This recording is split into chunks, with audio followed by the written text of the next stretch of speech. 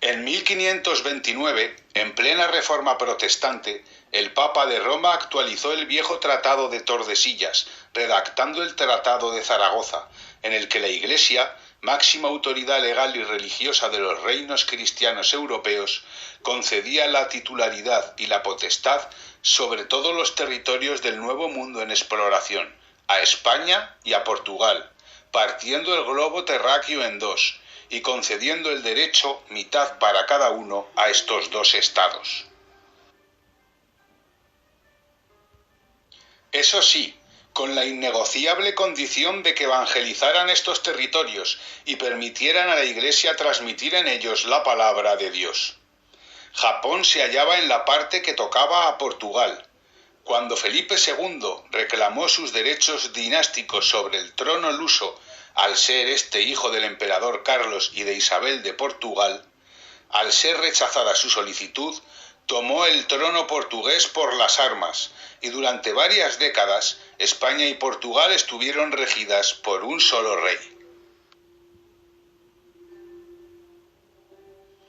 En Japón se estableció la Compañía de Jesús, su rama portuguesa, mientras que comerciaban allí tanto españoles como portugueses, que alcanzaban las islas niponas a través del secreto paso de Magallanes. Los japoneses odiaban a los jesuitas y a su religión, que consideraban subversiva, y los expulsaron del país, pensando que las autoridades españolas, por el interés económico comercial, lo consentirían. Pero la palabra del Papa en tierras católicas era ley, y cortaron el negocio con los nipones como represalia.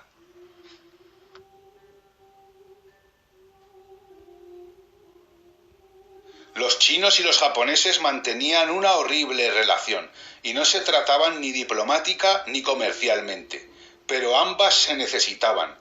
China ansiaba las katanas japonesas, y Japón la seda china.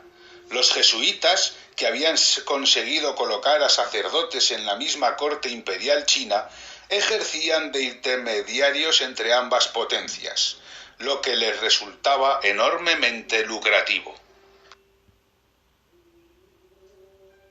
Finalmente, los japoneses tuvieron muy a su pesar que ceder y permitieron el regreso de los jesuitas, que siguieron evangelizando a muchos en el país nipón.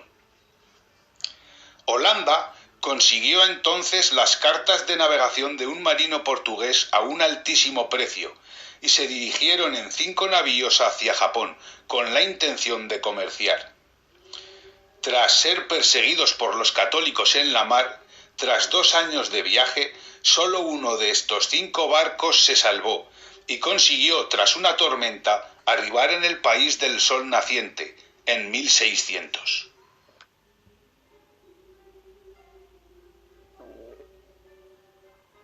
Muchos tripulantes habían muerto, entre ellos el capitán, y la máxima autoridad del buque era un inglés, país protestante aliado de Holanda, que ocupaba el cargo de piloto, William Adams. Fondearon en la isla de Kyushu, y a los jesuitas no les hizo ninguna gracia que apareciera un inglés en Japón, por lo que lo acusaron ante las autoridades de la isla de pirata, algo muy castigado en el país nipón, y que por otra parte era cierto, puesto que Adams disponía de patente de corso, actas legales de la corona inglesa que le permitían atacar y saquear barcos católicos. Mandaron a los tripulantes que habían sobrevivido a la cárcel del castillo de Osaka y confiscaron los 19 cañones que portaba el barco. Japón estaba enfrentada entre 2 facciones en aquella época, una dirigida por el daimyo Tokugawa Ieyasu. Este sintió curiosidad por ese barbudo pelirrojo que el mar había escupido contra sus rocas. Se entrevistaron en varias ocasiones y sorprendentemente congeniaron. A Ieyasu le sorprendió que la fe cristiana estuviera dividida en 2 bandos y comprendió que los jesuitas no le habían contado la verdad sobre lo que ocurría en Europa. Adams le habló de sus viajes por el mar, de las guerras y las tácticas militares del viejo continente. Le explicó también que conoció cerca del polo a los esquimales, que era gente que comían carne cruda y nunca se bañaban. Ieyasu no le creía ni una palabra, pero sus conocimientos de la mar y de la construcción de barcos y la promesa de que ingleses y holandeses no pretendían convertir al cristianismo a los nativos nipones, sino simplemente comerciar con ellos en igualdad de condiciones, hizo que el señor samurái le considerara, según sus propias palabras, más valioso que 20.000 soldados.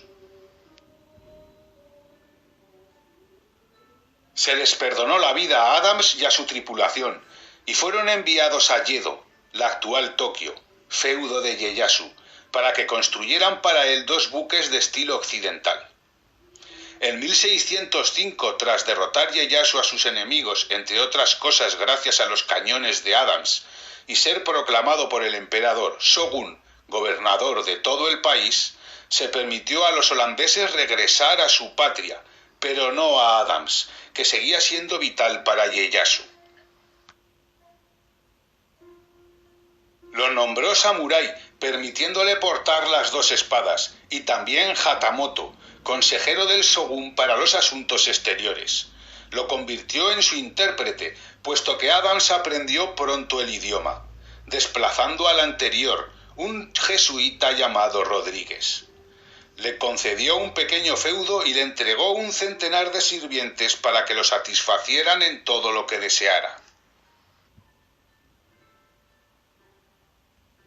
Su nombre era muy difícil de pronunciar para los nipones, por lo que le llamaban Anjin-sama, muy honorable piloto. Ieyasu lo mandó a comerciar a las Filipinas, que formaban parte del virreinato de Nueva España, comandando la flota japonesa. Adams dio prioridad a los protestantes en Japón, y los jesuitas fueron paulatinamente expulsados, y el comercio con España y Portugal clausurado. Décadas después, los samuráis masacraron a los japoneses que se habían convertido a la fe cristiana.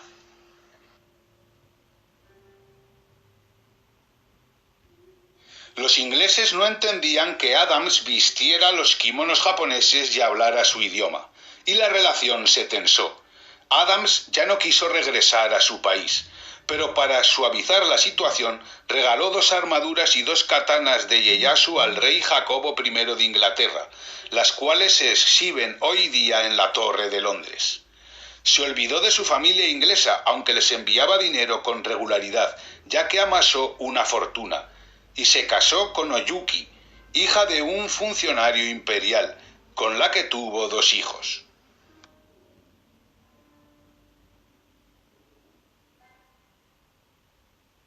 Tras dirigir una expedición a Siam, al regresar Ieyasu había muerto en 1616, pero el hijo de este, Hidetada, confirmó la posición y los privilegios de Adams. Este organizó expediciones en nombre del Shogun para conquistar Vietnam y para arrebatar Filipinas a los españoles, pero en ambas fracasó estrepitosamente. Finalmente falleció en Hirado en 1620, repartiendo su herencia entre sus familias inglesa y japonesa. Su tumba se conserva hoy día en Nagasaki.